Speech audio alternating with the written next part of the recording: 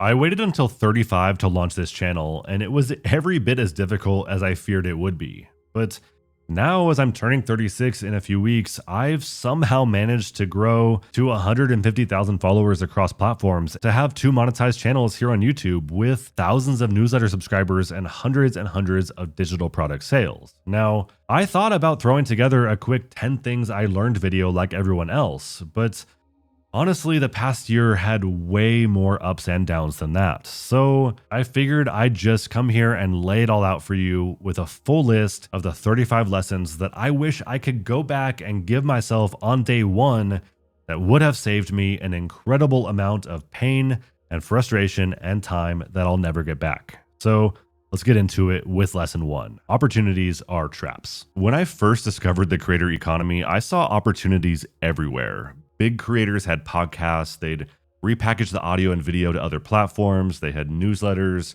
personal websites, maybe second and third channels for other types of content.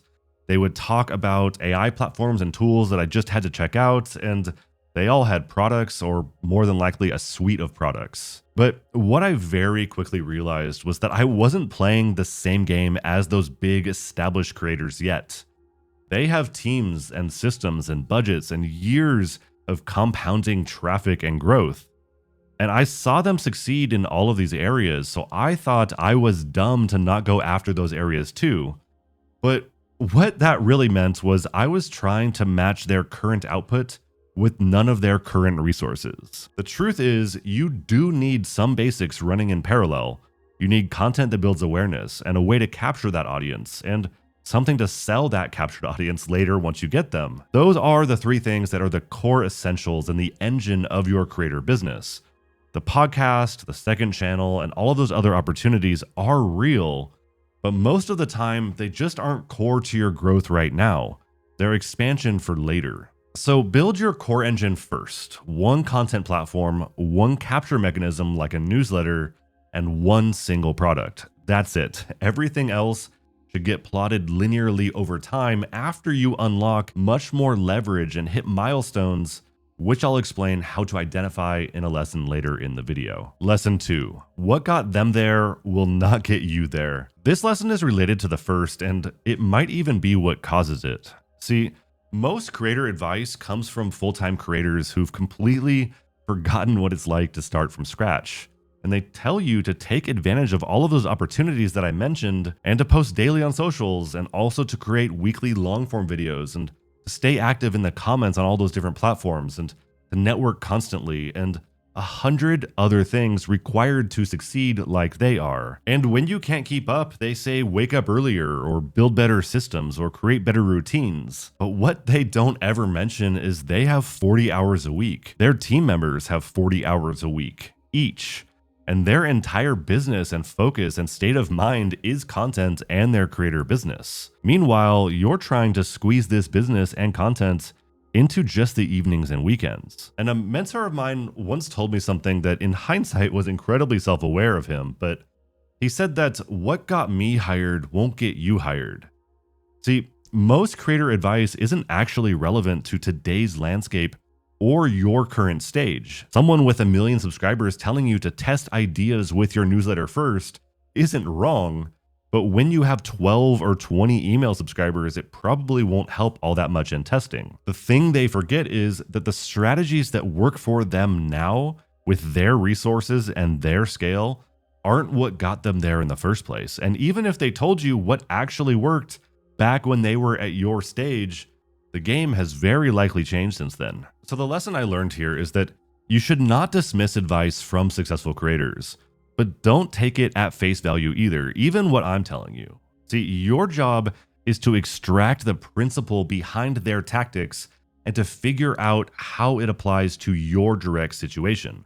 When they say test your newsletter, the principle you can get out of that is that you should be validating in a less time-intensive way before you spend a ton of time creating that you can't get back. Maybe for you, that's asking 3 friends in real life for their opinion, or posting in a Discord server or in a subreddit. Now, the creators who fail to follow this lesson will either reject everything from big creators as irrelevant and unfair, or on the other hand, they'll blindly copy everything exactly as they're told to do. But The ones who succeed here will translate the advice into their own context by asking, how can this apply to me today? Lesson 3, your failures today are tomorrow's content. Failures are inevitable. No matter how much you learn and prepare, they will happen. It's just part of growing your creator business online. Early on though, my instinct was to delete the evidence, to move on quickly from bad videos, and to pretend they never happened because I didn't want to look like an amateur in public. And I stayed stuck in this mindset until I came across an interview with Amjad, who's the founder of Replits, one of the biggest unicorns in Silicon Valley right now, where he explained that he always tried to make tough decisions by asking what will make the best story. Even the choices that led to failure for him, he says that he would make again because they added to his narrative, which is incredibly valuable. And that's when I understood that if I'd somehow succeeded with everything immediately right out of the gates, I'd have a few quick wins, sure, but failing for months before breaking through means that you're investing in a journey that others can relate to for the long term. Pay attention and you'll notice that the most likable, successful creators always point back to their early mistakes. And some celebrities even fabricate and make up their failures if they didn't have real ones, because that struggle is what makes people root for you and connect with you.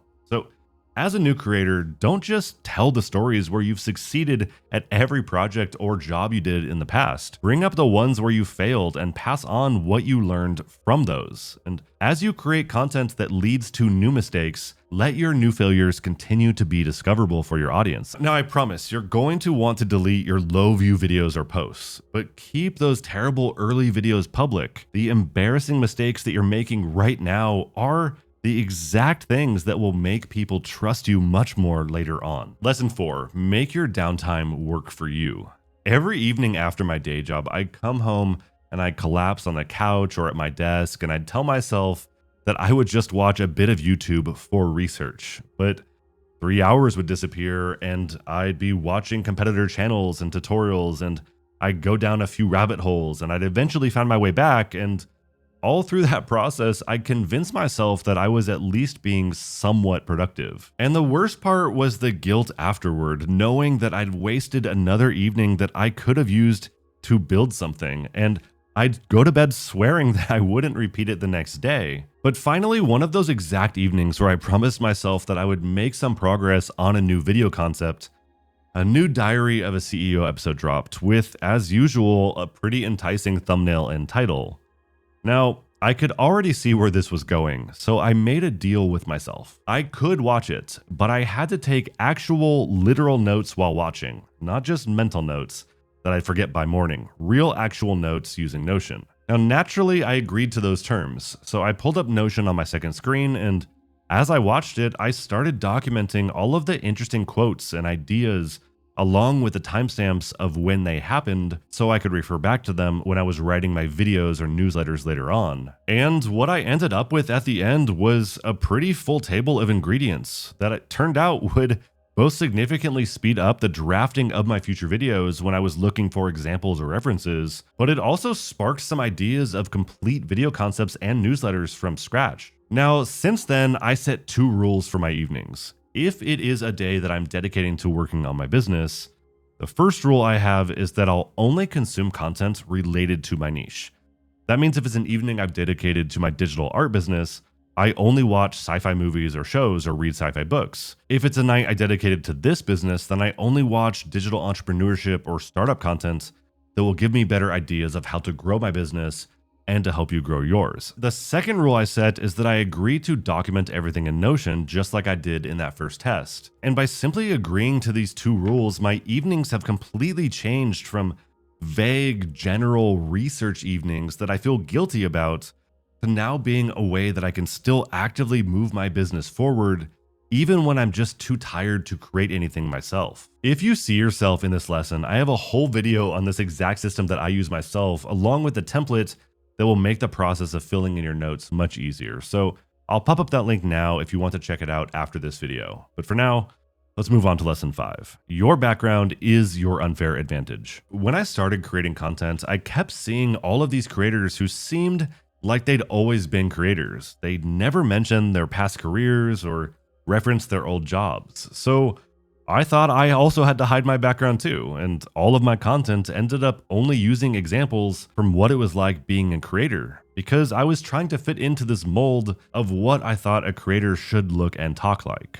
But what I didn't realize at the time was that my boring corporate experience was actually my biggest asset here. Now, I admit that it might seem unfair that my most recent corporate experience is as a creative director, since clearly there are some parallels. But no matter what random job you had before, there's something valuable there for the creator economy. My mom worked for over 40 years as a cashier at a grocery store, and because of that job, she could small talk with literally anyone, no matter where we are or what we're doing, and she can always find a way to discover common ground with any type of person from any background. And personally, I truly do not know how she does it. I am terrible in all of those situations, and I'm always glad that she's there with me so she can help handle all of that. But she's had hundreds of thousands, if not millions, of forced conversations with strangers. So if she started creating content and giving advice on how to smoothly steer conversations where you want them to go, or how to, like I said, find that common ground at networking events or in unfamiliar environments, that would be incredibly valuable and universal. So stop being ashamed of hiding your corporate background or your day job. Make a list of the actual skills that you developed there, even in the jobs that you hated. That retail job where you dealt with difficult customers, you can teach conflict resolution from a perspective that most creators can't. And that corporate role that taught you systems and processes, you can understand how to break down complex workflows in ways that others don't. And if you work in car sales, for example, it taught you how to read people and how to handle objections. And that can really be a masterclass in psychology and persuasion. Or maybe you worked in a call center, which means you understand customer pain at scale and you can teach problem-solving frameworks that others have likely never encountered at the scale that you have. See, what you have in common with other creators in your space is being a creator. Where you can differentiate from them is your background and the experience that you bring into it. The creator economy, I promise you, does not need another generic creator pretending that they've always been here. It needs your unique perspective from your specific journey. Lesson 6, credibility can be crafted. The biggest catch-22 of a creator business on YouTube is that credibility determines whether people listen to you. But you can't build the traditional metrics that mark credibility without people listening to you first. When you're new to the space, you have no proof points, no success stories, no impressive metrics, no results to showcase, not to mention no views, subscribers, or comments. So when you watch established creators or your competitors who are further along open up their videos with these credentials, it's natural to sit there and ask, what am I supposed to say here to compete?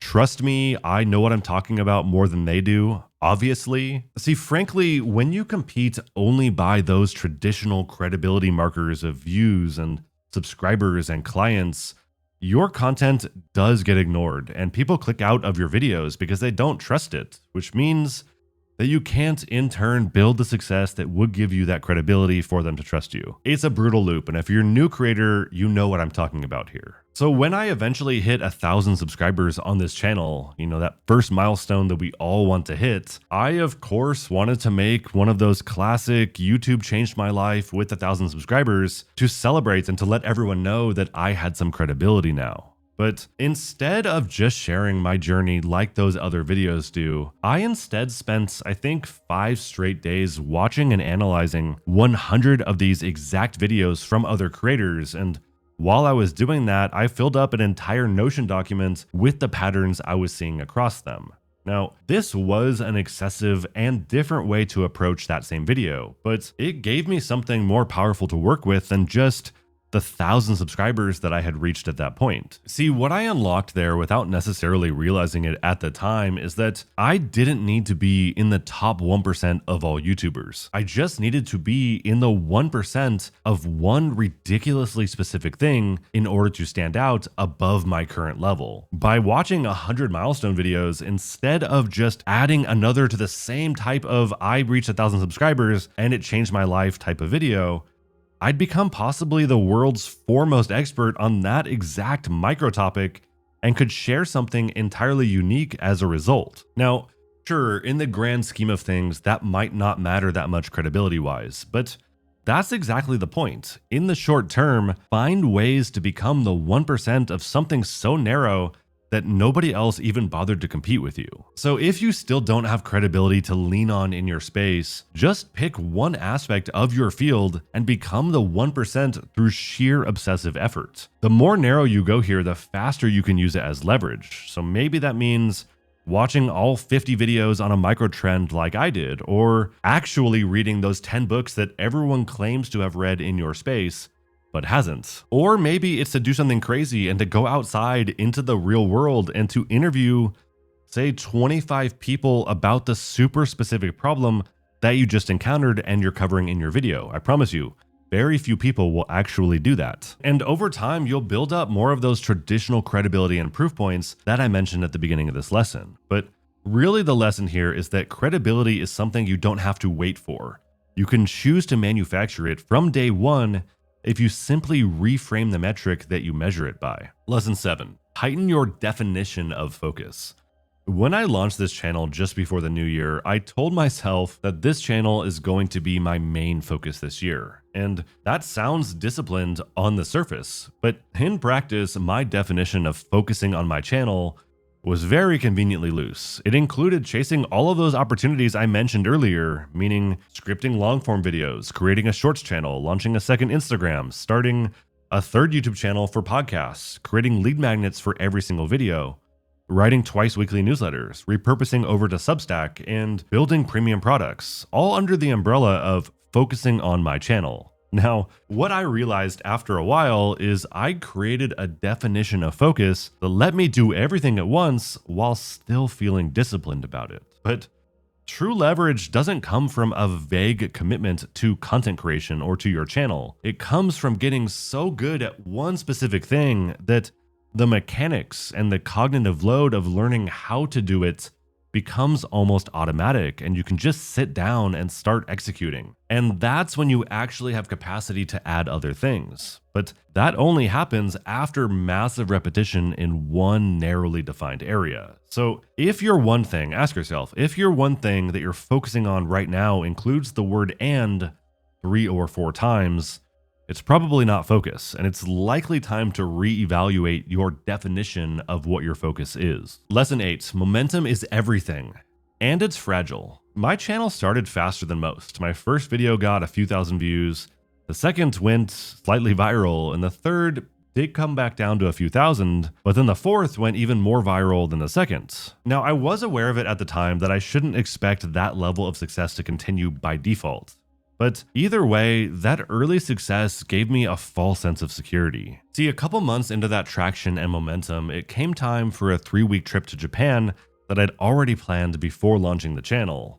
Now, I figured I could use the travel time plus maybe a few extra weeks on the back end to finally build out my product. And because the views and subscribers were still growing strong on my channel from a few of those early viral hits, I assumed that I'd built enough momentum that I could afford that time away and then a little bit more to wrap up the product. Now, in reality, aside from that product taking a bit longer than I expected to get it where I wanted, by the time that I came back, I realized I was wrong. I came back to a ghost town. New videos that I would release that were consistently getting anywhere from 5 to 40,000 or even higher views before were now releasing to just a few hundred. And it was crushing, and it was demoralizing, and it was a huge change of pace. But I just had to accept the hard truth that just because you reach a certain level of momentum does not mean that you can count on it to continue without you continuing to fuel it. See, what I should have known and now will never forget is that the algorithm really only shows your new content to people who engaged with your existing content recently, not to your subscribers. Now, those subscribers still very much matter for social proof when it comes to actually selling your products.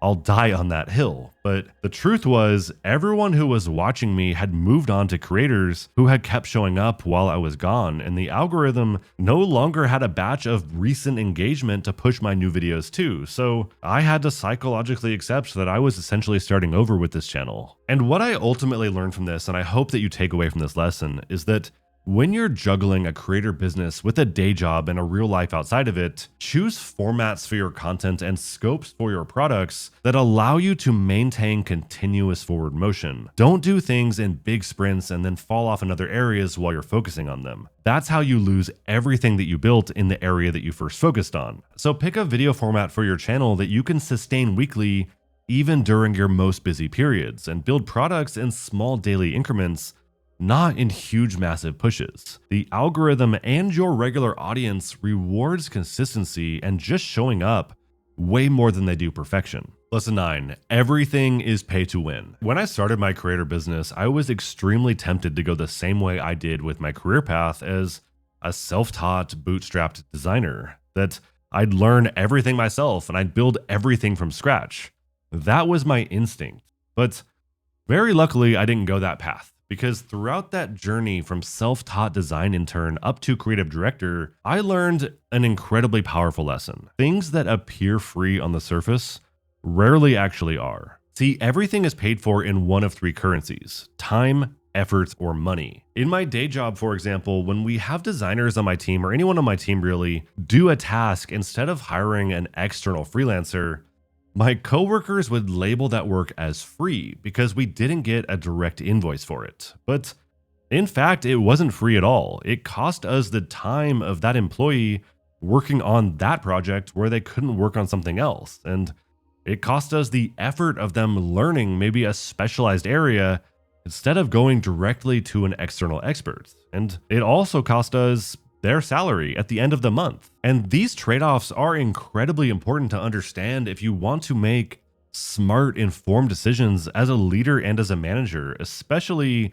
when the resources you have at your disposal are tight. So as the manager of your own creator business, you have to calculate the real cost of free. Let's say, for example, that you want to bypass a $300 course or program and instead piece together its different modules with free content instead, and to go through it with trial and error and to learn it yourself. That is totally fair, and many people do that very successfully. But let's do the math on what that decision costs you in reality. Let's say you spend just a few hours a day on your business, adding up to about 20 hours a week. If it takes you then 3 months to piece together that course through all the trial and error, and you value your time at $15 an hour, the real cost of avoiding that upfront cost of that course or program was actually $3,600. Now, the lesson here is not just to pay for everything with cash. It's to understand that you're always paying one way or another to get ahead, and you need to do the accounting of the best way to pay based on your available resources right now. If you have no income like I did when I was starting out as a self-taught designer, you probably have a lot of time and energy to put in effort. But if, however, you have a day job and you have no time, maybe paying for a subscription or a tool or for education will help you win back some of that time. See, smart creators don't just avoid costs, they figure out which of these three currencies they have at their disposal right now, and they use it graciously. They pay with that currency as much as they can until they gain access to the others. Lesson 10, don't be a time thief. For every one of my early videos, I'd literally sit here staring at my retention graphs saying, I spent weeks making this video. Why aren't people appreciating it more? And when I'd see a snarky video starts at 5 minutes in the comments, I'd instantly roll my eyes, wanting to tell them that I was giving away all of this free content. They should be grateful.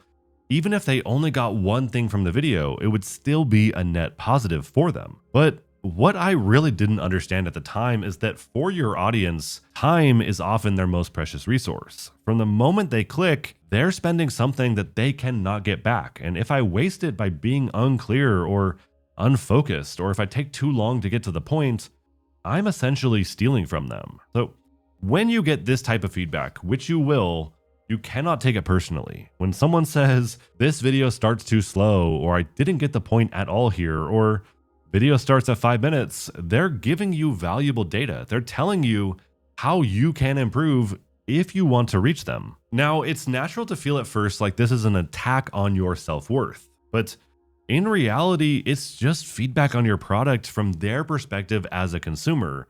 Use it to your advantage. Lesson 11, your audience does not care about you. When I started creating videos, I spent way too much time worrying about how I was being perceived. I would see all of these big successful creators who were often much younger than me, and I would get in my head about it in front of camera. I'd watch back the footage and ask, was I likable enough? Did I seem credible enough? Was my real personality coming through, or was the camera making me feel unnatural? And because of this, every video was exhausting because it felt like I was auditioning where I needed to prove that I deserved to be watched. And then over time, I started seeing a pattern in my comments with people thanking me for helping them with something specific. Things like, this got me past my fear of creating or selling, or I never comment on YouTube, but I finally understood this concept thanks to you, so I just had to drop my first comments. Never once did someone say, thanks for being likable, or I watch because you seem authentic. They cared about what I helped them achieve or unlock, and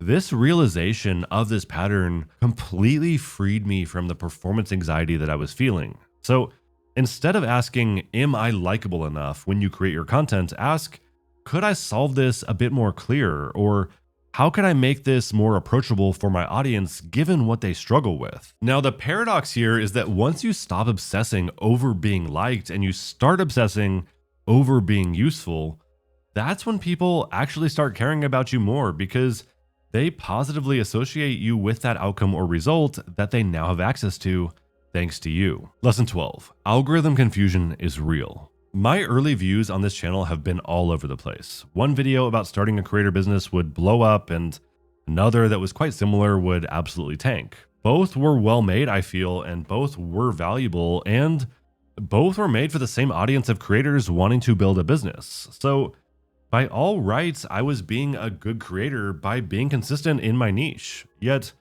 for some reason, results were all over the place and scattered. What I didn't realize at the time was that the algorithm wasn't just learning that this channel makes creator business content. It was learning something way more specific about my brand that I wasn't even conscious of. And I think a good way to explain this is if you think about your 5 closest friends right now. You like all of them, I'm sure, but you go to them for different things, even if subconsciously.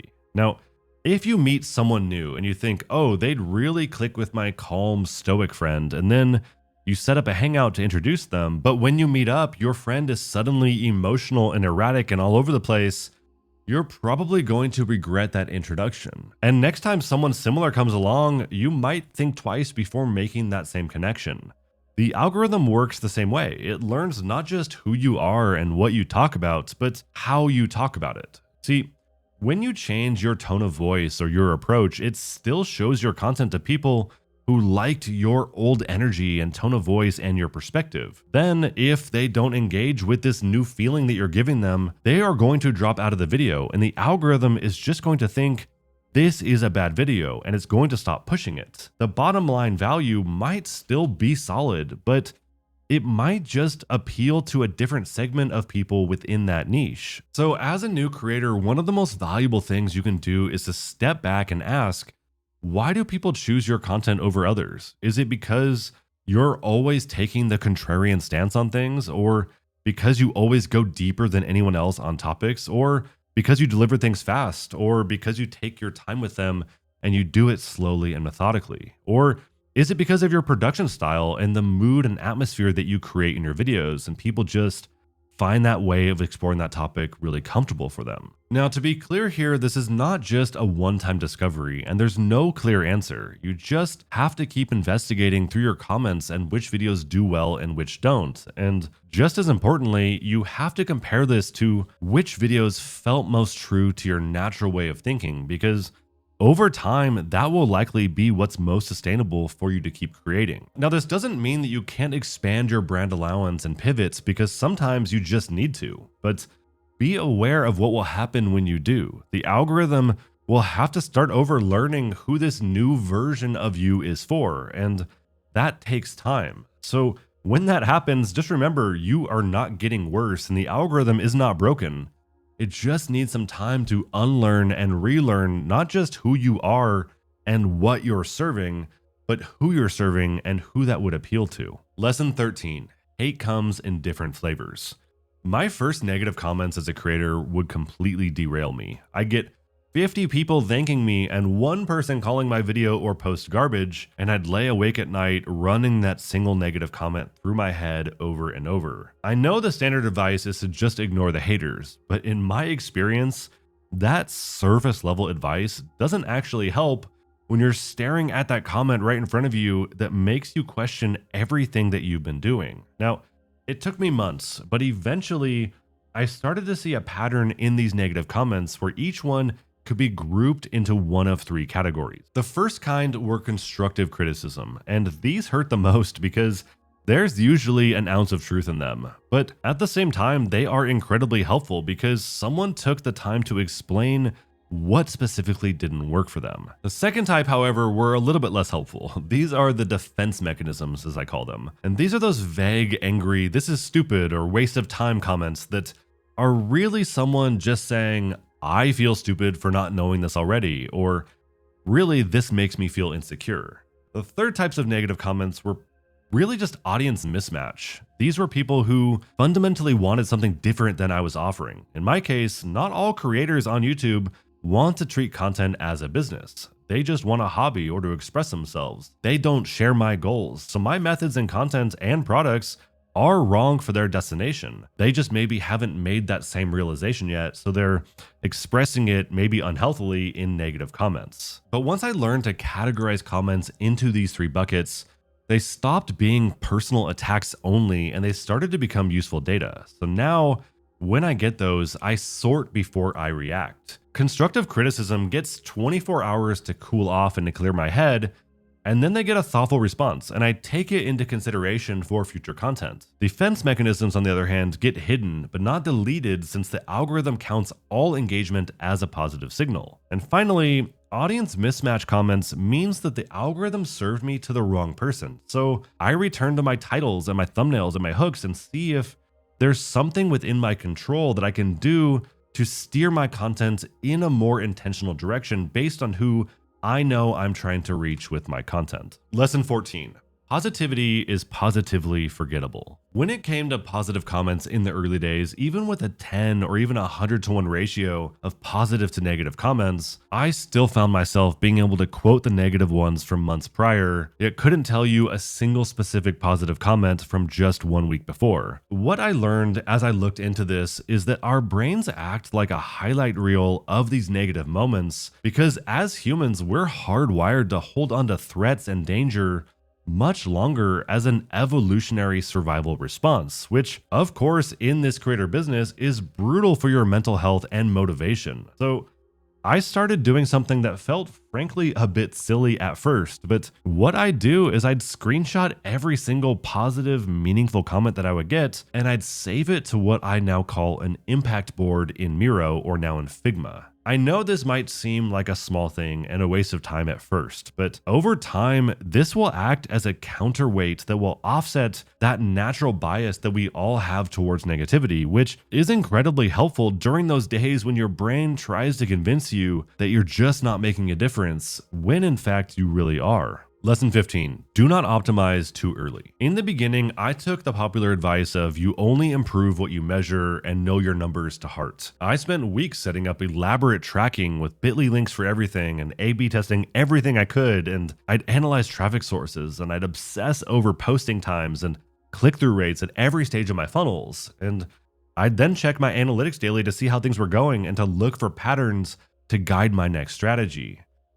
But the thing is, I was trying to make smart, data-driven decisions based on videos with just a few hundred views and links with just a couple dozen clicks. No self-respecting researcher would make conclusions based on a sample size of 50 people. Yet, I was making massive strategic pivots for my channel and business based on 2 videos, where nearly every single variable was different. See, the truth is, optimization is important, but it's better saved for when you actually reach scale. Chasing 2% improvements of every tiny metric when you're only getting 100 views or a couple dozen clicks, I'm sorry, but it's a colossal waste of time no matter what anyone tells you. What you actually need right now are big improvements in the foundational baseline skills that you're still picking up and working on, and that only comes through massive repetition of writing videos and publishing them, and then seeing how they go over the longer term. In the beginning, quantity trumps optimization across the board. Yes, better thumbnails matter. Yes, better titles and hooks and call to actions matter. But you get better at these much faster through making 20 videos, not through A/B testing your third video to decide what your fourth should be. Instead, measure your early growth by asking, am I actually posting more consistently? Am I getting faster and better with each video? Or is this video better than something I could have created just a month ago? This mindset creates those big jumps that you need. And then, once you're consistently getting thousands of views on each video and hundreds of clicks on each link, then those small optimizations compound into meaningful growth. Lesson 16, you can't differentiate in a vacuum.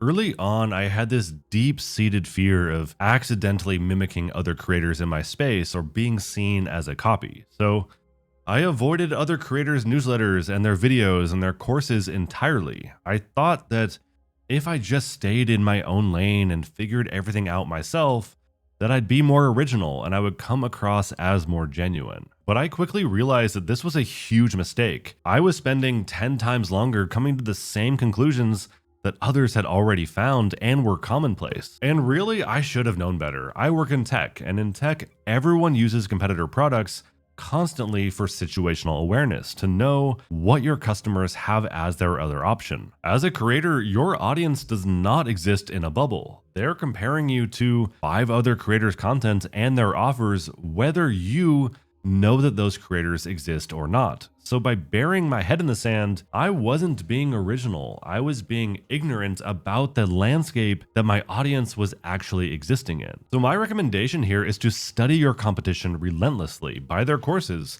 sign up for their newsletters, pay attention to what it is they're creating and how their audiences are responding to it. This is how you start creating original content and products, by being aware of what your audience has heard 1,000 times so that you can improve on what is already out there and create something unique based on what you know already exists. Lesson 17, everyone sells something. I had a really hard time pitching my products in the beginning. Every time that I mentioned something I was selling or a product I built, I'd feel this wave of shame come over me. And if I'm being honest, comments like, yes, another course would trigger me more than anything else. I'd spend hours crafting responses defending why I deserved to charge for my knowledge. The thing that I didn't realize was that everyone sells something. The biggest channels on YouTube who never pitch products run ads. Google is literally selling ad space on their content for other companies to sell their products. Or when a channel chooses to take sponsorships, for example, they are just letting another brand rent their attention to sell their products. It's indirect, but it's still an ad for a product or a service in some way. And for some reason, we have just accepted those formats of selling. But if we step out of the creator space, at my day job, even though I'm not in sales, I am part of a machine that ultimately sells something. See, the reality is whether you're in customer service or accounting or design, you're in some way helping a company make money from selling something. That's how the company continues to exist. So what I've learned is you just have to get comfortable with people criticizing you for having products. It just comes with the space of running a business online. And the same people who complain about you having a course will wake up tomorrow and go to a job where they help someone else profit by selling something. So focus on serving the people who see the value in what you offer instead of defending yourself to people who believe that everything online should just be free or everyone should just build software or a complete product and platform entirely from scratch from day one. That's just not how it works. So please hear me when I tell you here that there's no shame in charging for lessons that you've learned or in helping people gain from your knowledge and experience to get them where they want to go faster. It is incredibly valuable. Lesson 18, sell shortcuts, not outcomes. Watch 5 videos in this space, and I guarantee that you'll come across the advice to not sell courses or information and to instead sell outcomes. And in my opinion, this is good advice generally, and it mirrors what I learned in tech, where it's much more effective to sell benefits over features. So I followed this approach with my products in my creator business as well, where they focused entirely on the outcome that they helped my students achieve. But what I realized in practice is that that advice is only half of the equation. Your audience already knows that if they work hard enough and they put in the time, that they'll eventually get to that outcome with or without you. So introducing your product as a way to that outcome in general really doesn't change things for them. What they actually want is the outcome minus the time or energy or cost usually associated with getting there. So when you build and market your products, or even just when you're creating your content, yes, focus on outcomes, but get specific about which pain you're removing from that journey. For example, instead of just learn video editing, is it instead start editing videos like a pro in 2 weeks? Or instead of start your business, it's start your business for under $100. Or instead of get in shape, it's get in shape without 5 a.m. gym sessions. What you're offering here, yes, is a way to that outcome, but it's a way that gets them there faster, cheaper, or with way less suffering. Lesson 19, your first dollar is intoxicating. I will never forget when I made my first dollar with my creator business. I had spent months building an audience and weeks creating a program for them that I wish I had as a beginner. And then I linked it under my next video. And within an hour or so of posting that video, as I went to, as usual, check my YouTube studio to see if I had any views or comments, I instead saw a notification pop up from Stripe that I had a $149 sale of that program. And in that moment, I didn't know what to say. I just looked up at my wife across the room and I smiled. And that feeling is really hard to describe, and it's incredibly fulfilling. But the thing is that the high it brings is real, and it can mess with your decision making. After that first sale, I immediately started thinking about what else I could productize, which one I could build faster, and which would likely convert better in the short term. And for that flash of a moment, I was not thinking about whether my audience needed those products anymore. I was chasing that notification because I wanted to feel more of them. Doing this for money is totally fine. This can be a job just like any other. There is nothing to be ashamed of in giving value and asking for value in return. But when you start optimizing solely for the next sale instead of the next problem you can solve, you're likely heading off in a trajectory that will end much sooner than you think. So when you earn that first dollar in your creator business, by all means enjoy it and celebrate it, but recognize it for the drug that it is. The temptation, I'm telling you, will be to immediately create 5 more products and to figure out how you can raise your prices and to start selling harder everywhere you can. But don't. That first sale proved that people trust you enough to pay you. Don't break that trust by switching from serving to selling. Keep making things that solve real problems, and the sales will follow in return. Lesson 20, the more you give, the more your bowl will be plentiful. And yes, that is a sci-fi reference since I'm a huge sci-fi nerd. Let me know in the comments if you recognize it. But the original title for this lesson was Give Away 10x Your Comfort Level. And this is a lesson I learned after spending countless weeks building out my first digital product on my other channel. And what it was a full curriculum of everything I had learned over 2 years in 3D art school, which was an education I had spent upwards of $25,000 on. And I poured everything I had into that product so that every student who came after me could get to where I was without having to invest anywhere near that amount of time or effort or money. And for that program, I planned to price it at $150, which I felt was quite fair at the time. But just as I finished it, after I poured all of that effort into it, right before release, 2 wildly different sources hit me with the same message. One of those was from my favorite artist, Ash Thorpe, or maybe it was one of his guests on his podcast. But either way, they said that the best way to grow as a creative is to give away all of your secrets because it forces you to get better. And then at the same time, Alex Hormozy on his channel said that his secret to success is making sure that his free stuff is always far and away better than everyone else's paid stuff. So as uncomfortable as it was, and it was uncomfortable, I gave away that entire program for free in exchange for a newsletter sign up. And that free product grew my email list by thousands, and it created a ton of goodwill with my viewers, and it did force me to level up in every single way so I could again create something actually worth selling. And then eventually that decision led to thousands in actual sales of products down the line, and those are products that I'm still selling today and that I'm very proud of. See, giving away what I thought was everything I had to give at the time forced me to create new things worth charging for well beyond what I thought I was capable of at the start. Now that said, do not be afraid to charge for your value. The point here is not to undervalue your work as a creator. But my advice is whatever you think you should give away for free right now, 10x it. The act of giving away what you thought you'd be charging for is exactly what is going to set you above and beyond other average creators in your space. So at the start, give away your current best stuff. It's what's going to take you further than all the other creators that you're competing with. Lesson 21, don't get caught in the learning trap.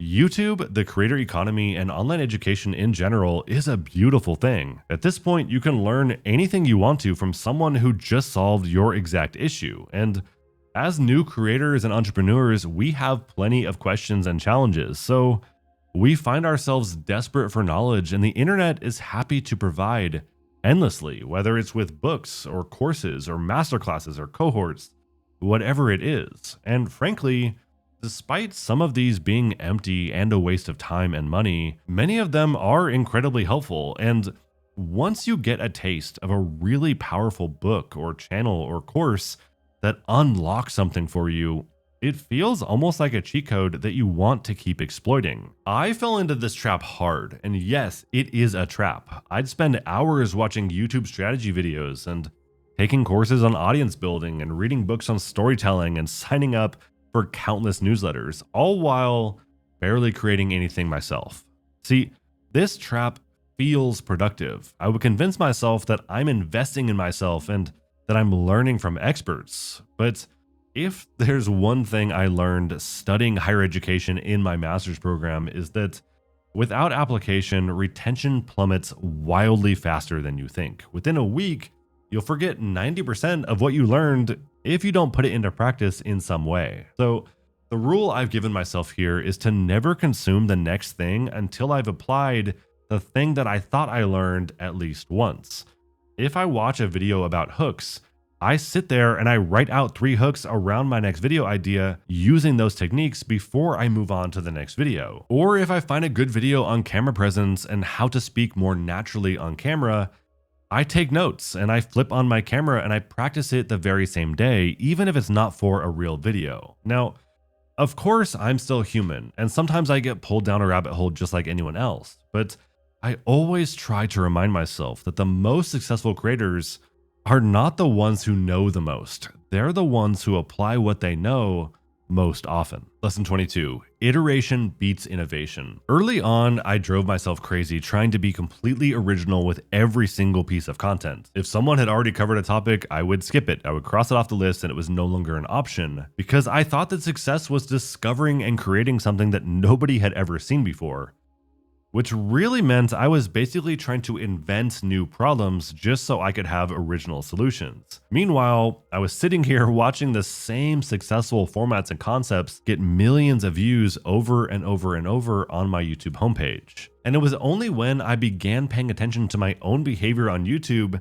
that I started to realize I never watched just one video. I'd watch 5 different creators explain the same concept. Each one would add something different to it. One would have a perfect analogy that finally made something click that I couldn't understand. And then another would deep dive and have the ability to pull in different types of examples that would help me find ways to apply it in practice in my circumstance. See, no one was giving me 100% new information in each video, and I wasn't expecting them to. They were each adding their 5% that helped the existing information out there, which I was working my way through, become useful in different ways. So now when I'm creating, I do the opposite. I first look at what's already working in my niche and I ask, what's my unique 5% to this thing that people have already raised their hand and told me they care about with their click and with their attention. Maybe that means I'm approaching the concept without all of the jargon that I found pretentious or frustrating in another creator's video. Or maybe it's giving a fresh perspective based on my background that might help my specific audience relate a little bit better to the lesson somewhere in that information. As creators, especially as new creators, we have to stop trying to reinvent the category of productivity or the category of fitness or whatever your topic is entirely from scratch. Take the proven formats and the proven ideas and products and add your layer to what people are already looking for. Your creativity should go into making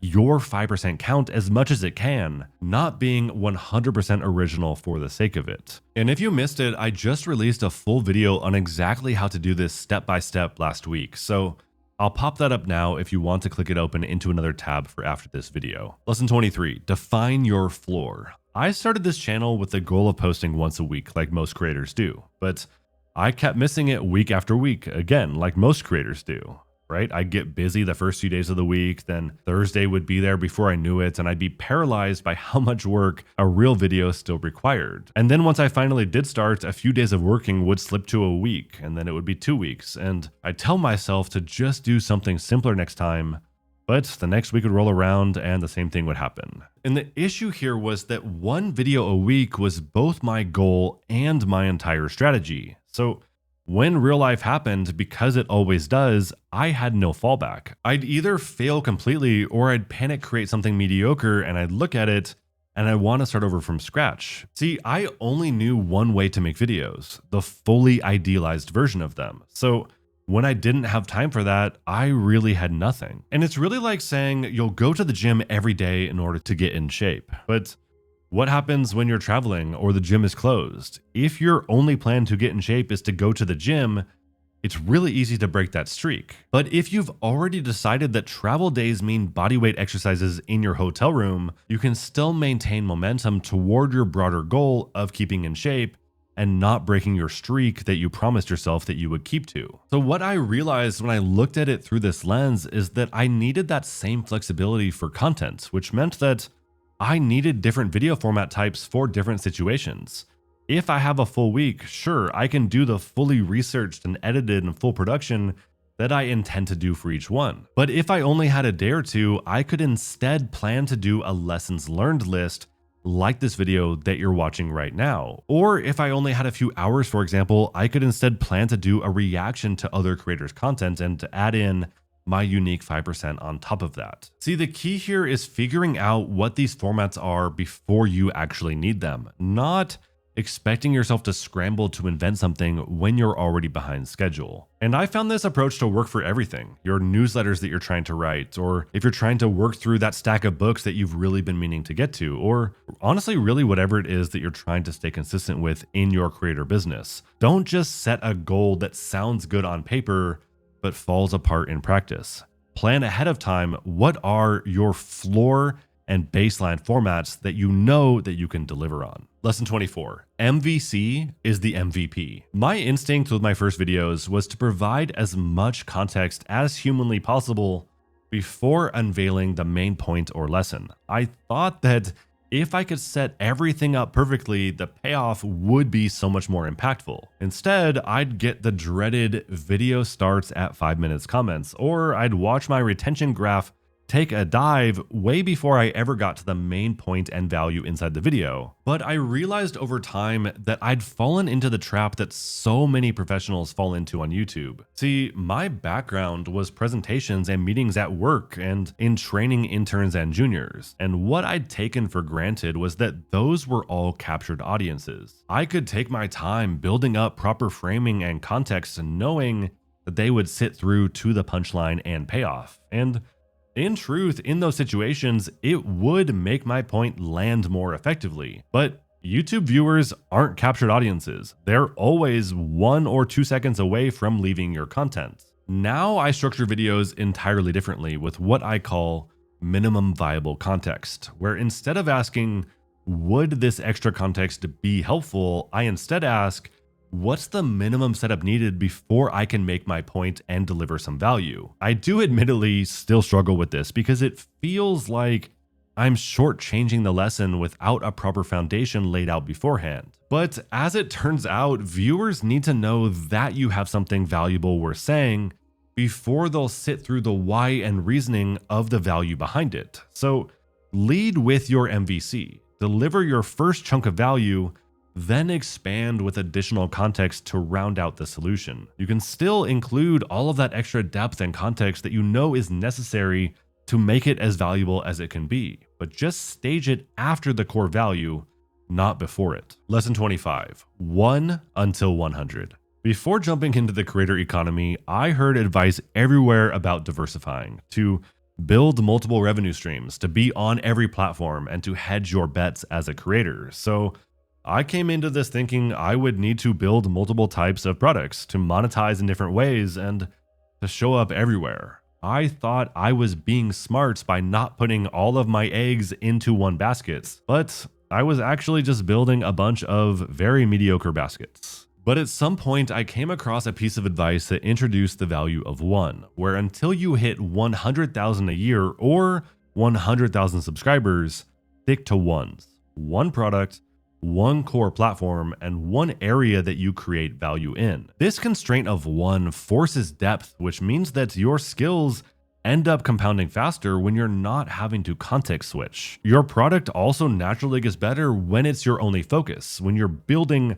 a better version of that product instead of other ones. But most importantly here, your audience knows exactly what to expect from you when you're not trying to be everything and to be everywhere. I was so busy trying to diversify that I never got good enough at one thing to actually gain any useful leverage from it. So now I only offer one product, which you can see down in the description, and I create value with one type of audience in mind, and I've committed to YouTube longform as my main platform. And in your business, I really encourage you to do the same thing. Choose one platform where you'll build your audience and identify one product that you'll work on perfecting, and clarify one specific area that you're going to help solve problems in with your content. Now, don't be afraid to change your direction or pivot if something is truly not working, but don't abandon a direction just because it gets hard. Every time that you're tempted to add something horizontally, ask yourself first, have I hit 100 yet? If not, make your current thing a little bit better instead of adding another thing. You can expand horizontally later once you've proven that you can go deep on one thing first. Lesson 26, keep things stupidly simple until they become simply stupid. I wanted to be incredibly smart with everything from day one, to develop systems and to create leverage everywhere I could, and to make sure that everything connected perfectly behind the scenes of my creator business. I spent weeks building the perfect Notion system with tags and categories and workflows and automations, and everything was super optimized, except for one thing. I wasn't actually creating anything. I was just getting ready to create and preparing to be productive instead of actually being productive and instead of actually creating. What I realized was that I was spending more time managing all of my business setups than I was actually using them. My elaborate content creation pipeline took longer to update and navigate than actually making a whole video. And my note-taking database was the same. It was so complex and intricately perfect that I'd get lost in it and I'd never be able to find what I was looking for without just searching for it. I was being smart on the surface, and there's nothing wrong with systems and processes, but if they're not leading to effectiveness, they're just getting in your way. So start with the bare minimum and the simplest version of what works, and then let your actual needs drive what systems you build.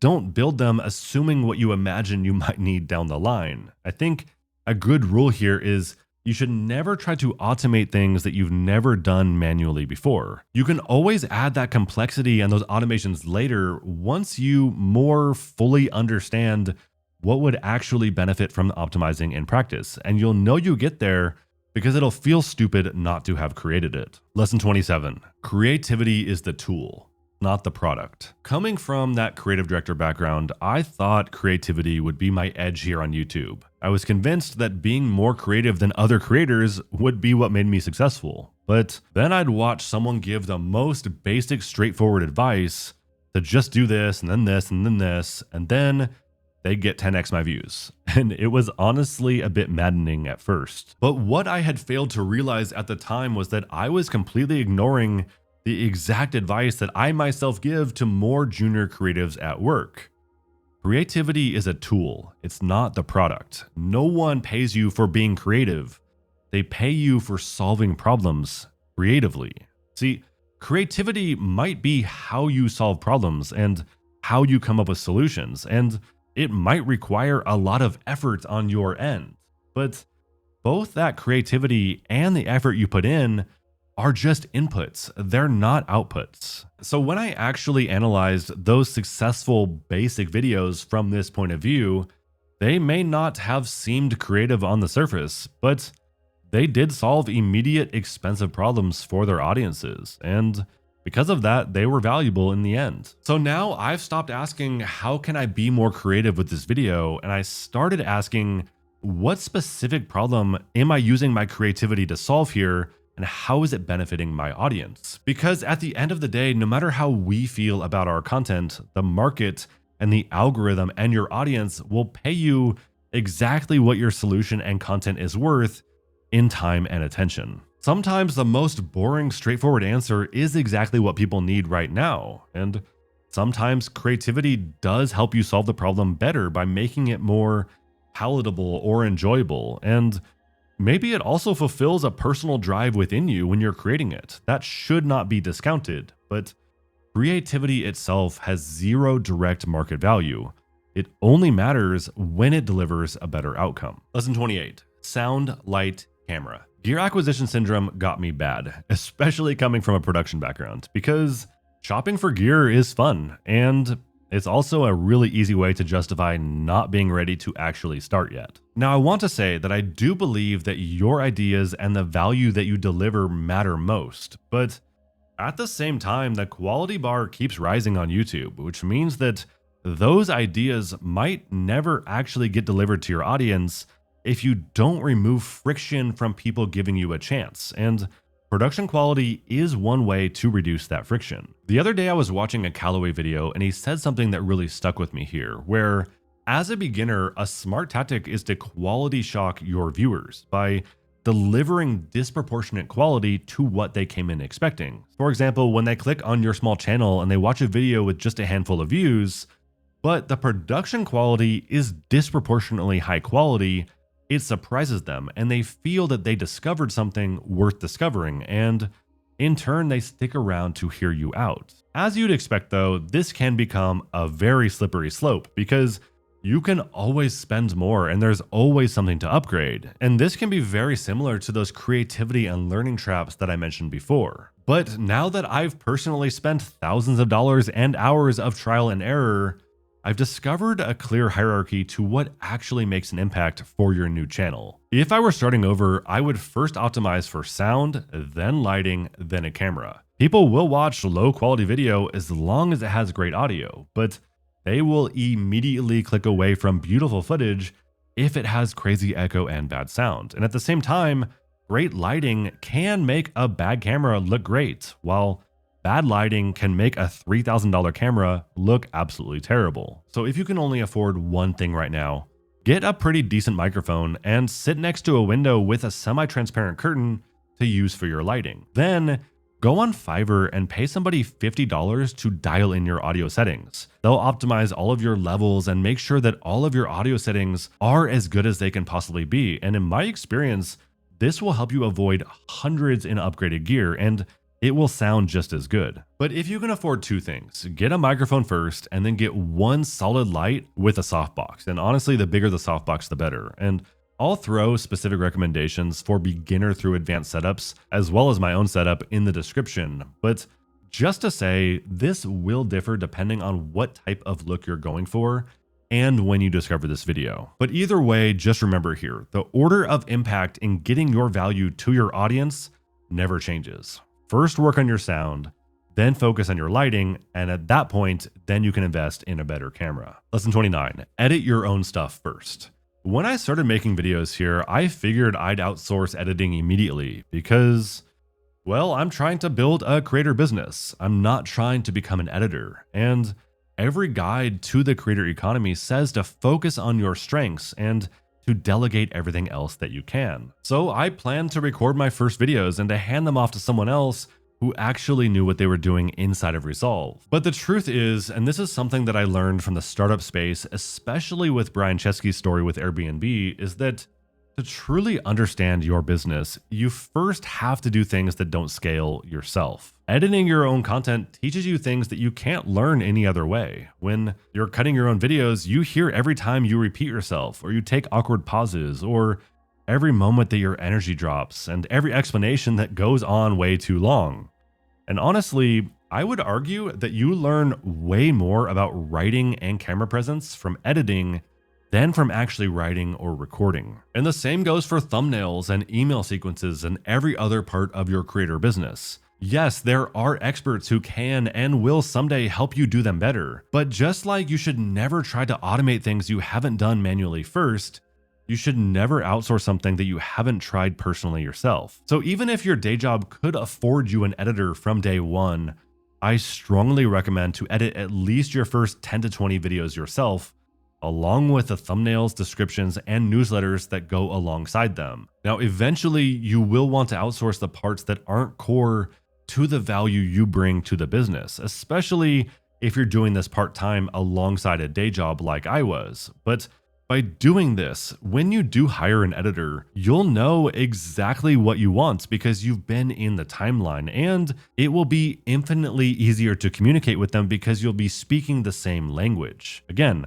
the goal isn't to become an expert editor or an expert that handholds every detail of your business forever. It's to understand your own content and business well enough that you can confidently bring on others to help you with it. Lesson 30, script everything.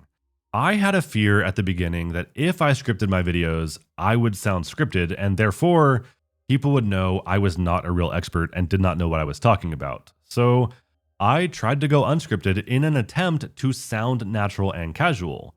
But instead, I would spend 5 hours recording the same video over and over because I would get halfway through a point and I'd realize I wish I had worded it a different way. And then I'd spend 40 hours in editing trying to piece together something coherent from the mess. When I finally gave in and I started scripting, my recording time immediately cut in half. And then when I added the teleprompter, it cut in half again.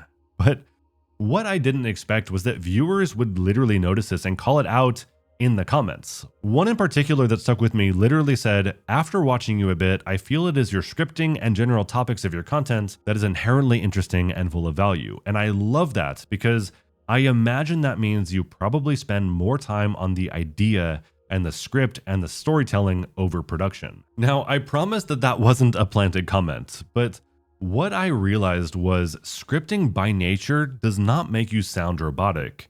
It can, of course, but what it is much more likely to do is to add clarity and sharpness to your ideas. I've found that when it comes to avoiding that stiff feeling, it really just comes down to learning to write how you naturally speak, and then practicing it enough times that it comes out organically in the end. So now when I work on videos, I spend 10 times longer scripting than I do actually recording for each and every video. Then I read each script at least 5 times before I sit down to record, both to make sure that the language is natural that I wrote, but also so that I'm familiar enough with the content that I know what's coming next without needing to stare at a teleprompter reading word for word. And so yes, this does save a lot of practical time in production, but much more importantly, it gives my ideas the structure that they need to actually land with my audience so that you understand what I'm saying and so that I don't waste your time. Lesson 31, you will be embarrassed at work. If you have a job when you launch your creator business and YouTube channel, people at work are going to find it. That is just reality. They'll talk about you at lunch, they will share it on Slack, and some will secretly or not so secretly want you to fail. When I started, I spent my first months dreading Monday mornings, and I'd be worried that someone would bring up my weekend upload until eventually someone does, and you finally hear that, hey, saw your YouTube video, and you don't know if they're mocking you or if they're actually interested. And in that moment, when that happens, you feel so exposed. Like everyone can see you trying to be something that you're not really ready to be yet. But what I learned with time is that most of this anxiety wasn't about the channel or business itself. It was about not knowing how to explain why I was doing it. And once I figured out my pitch, that fear largely disappeared. See, the real fear here behind the scenes is that your colleagues will discover that you're not as polished or as knowledgeable or as much of an expert as you present yourself at work, because you come across as an amateur on camera in the beginning. But when you finally figure out how to separate out your professional experience with this new thing that you're trying in a short, concise way, it really does change the dynamic. For example, I've been, like I said, a creative director for around a decade, but instead of framing it as I'm trying to be a creative director on YouTube, I position it as learning to get comfortable on camera and that I'm developing my teaching skills. And what I've found here is that when you openly acknowledge that you're taking what you're an expert in and pairing it with something that you're a beginner in, it becomes interesting instead of embarrassing. So before anyone finds your channel, figure out how you'll explain it when they ask. For me, it was something like, I'm getting comfortable being on camera and learning to teach what I know, right? I've been creative directing in this context for 10 years, but I've never tried to teach what I've learned beyond that. So I'm exploring that side of things, which is really exciting and humbling. See, positioning yourself as a student and beginner in this area is disarming, and it takes a pretty petty person to mock someone who's openly trying to learn something new. Then, on the backside of that, you can actually use your content research to get better at your job. When you find a new tool or trend for your content, bring it back to work. And then over time, as you continue to do this, when your boss realizes that your side YouTube thing is making you actually more valuable, not less focused, suddenly sneaking around with your side hustle really starts to look more like you're learning new skills on your own time that happen to make you better at your day job too. Lesson 32, your content won't match your feed. Creating content brings out the child in all of us. As a kid, I loved Lord of the Rings and shows like Lost, and I thought I wanted to be an actor because I loved watching those actors. And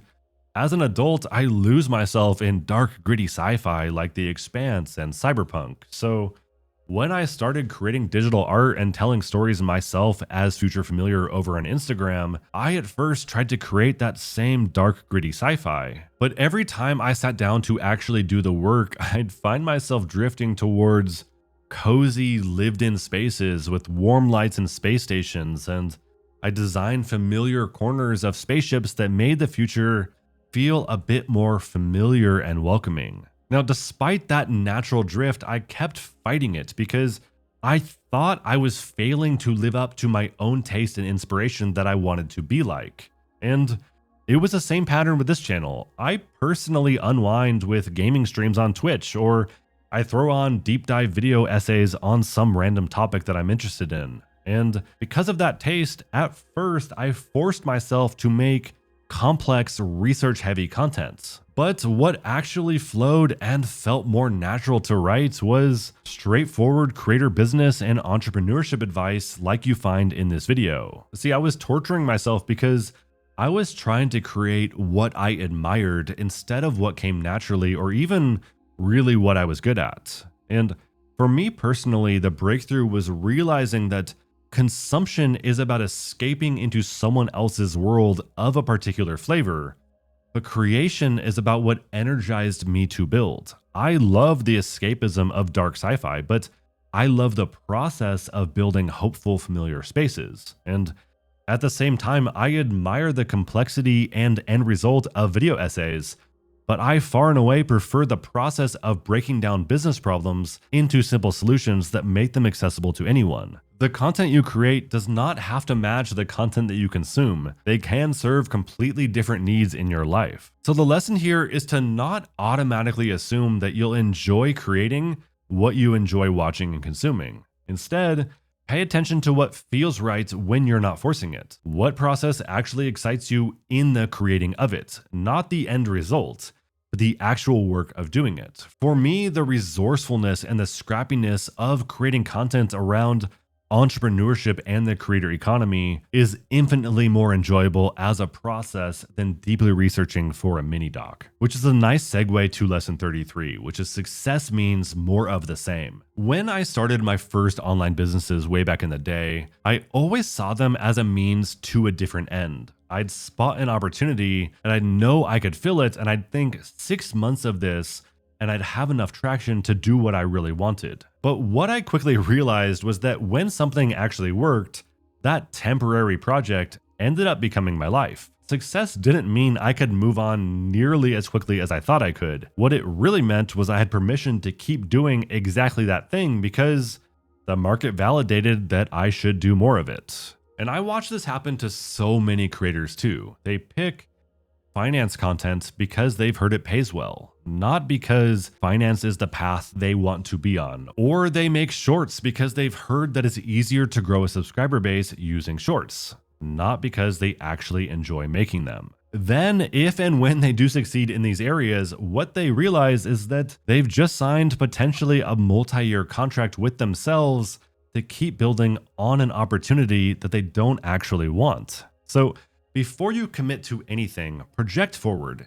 If this succeeds, would you want to do it for the next 2 years? Not could you tolerate it, but would you feel energized waking up and doing this specific thing over and over and over? Ask yourself, are you picking your niche because you genuinely enjoy it and are good at it, or solely because someone else told you that it monetizes well? Now, of course, you can always leverage your first business to other opportunities down the road as you climb the entrepreneurship ladder. And I have a full video dedicated to exactly how to do that, which I'll pop up right now. But just remember, in the short to medium term, success mostly means permission to keep doing exactly what you're doing right now. So choose to play the game that you actually want to play, because winning at it means you get to play it a lot more. Lesson 34, your reputation is what you do permanently. Now, I saved this one for near the end because if you're still here, you probably appreciate the full context behind things. And this one requires a bit of a delicate hand, and it requires all of that context to make sense. A few months into creating my channel, when I started to find my flow with videos and I was seeing a good amount of traction, I discovered that a bigger creator in my space was deliberately trying to tank smaller channels like mine that were seeing traction. Now, I really don't want to spend time getting into the specifics and details of it, but when it came time for my channel to finally take the brunt of that focus, it was really demoralizing to say the least. And unfortunately, YouTube support was absolutely no help with what was going on. So I did the only thing I could think of, and I sat down and I started to draft an entire video about the experience. And while I drafted that video, I collected all of the receipts, and I had the exact timeline, and I had everything I needed to make that video a strong, compelling video. But as I sat there hammering away on my keyboard, I realized something, that even if I was right, even if I could prove it, what would posting that video make me? The guy who got into drama with other creators when things got hard, or the small creator who punches back at big creators when punched down at? And when I would answer all those questions to myself, I realized that that's not who I want to be, especially that's not who I want to be to my actual audience, because that isn't what they signed up for with this channel. I want to be the person who keeps delivering value regardless of what's actually happening in the background. That's what I want to be known for. So I sat there and I wrote out the full video. I got it out of my system, which turned out to be incredibly therapeutic. And then I just simply archived it. Now, the reason I'm finally including this in the video, even just as briefly as this, is because I promise you, things are going to happen that challenge you as a creator and as an entrepreneur, that make you want to act out of character or compromise your mission. It's really not a question of if, but when. And it will feel like the world is out to get you, and frankly, it might be at times. But your brand and your reputation are more important than anything that you'll gain from a short-term reaction. Your reputation is the sum of your actions, especially the hard ones. When someone attacks you and you have every right to respond, when you could expose someone who wronged you, those are the moments that define who you are more than any success you get otherwise. So before any major response or reaction when this happens, always try to ask yourself, if this is what people remember about me in 5 years, am I okay with that? Because it might be in the end. That drama video or call out post or even a justified tweet response, it all becomes part of your permanent record and the story that people might tell about you. Now, that said, you don't always have to be a people pleaser and expect everyone to like everything you do and to tread softly everywhere. The most beloved brands and creators always have haters, often unjustified, but also sometimes because they actually took the chance to stand for something. But really, I just want to say that you should always choose actions that align with who you want to be known as, because that is the brand that you're going to build. Lesson 35, you will never be ready. Even after 10 years working as a creative, I still look back at my first videos on YouTube and cringe.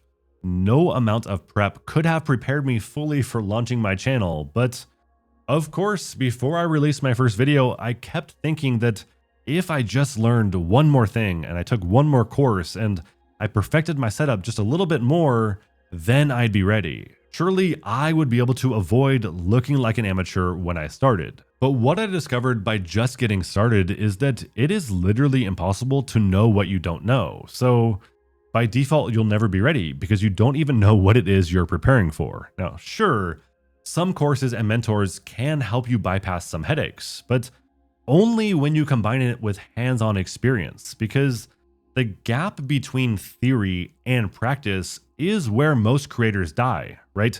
They know everything about content creation except how it actually feels to create the content. Your first 10 videos will suck, and your 11th will suck a little bit less. And by video 25, you'll have a much better understanding of what made those first 10 videos suck. But you can't get to video 25 or video 50 and the perspective it will give you without making those first 10 terrible videos first. And the good news is, if your content is really bad, no one will see it anyways. And if you look back at those first videos and they suck as bad as you feared they would, that is actually a good sign, because that is proof that you've grown and improved since then. If on the other hand, you do look back and they still look pretty good, that is when you're actually in trouble. So stop waiting to feel ready, because there is no such thing in this space. And if you've made it this far and you want a practical guide on how to do exactly that with your creator business to just get started, then check out this playlist next, where each video I'm releasing in it will help you launch your creator business step by step. Until then, I really appreciate you being here, and I'll catch you in the next one.